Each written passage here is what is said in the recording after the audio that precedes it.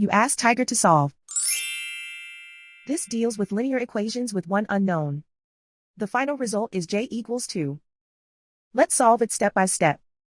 Group all j terms on the left side of the equation.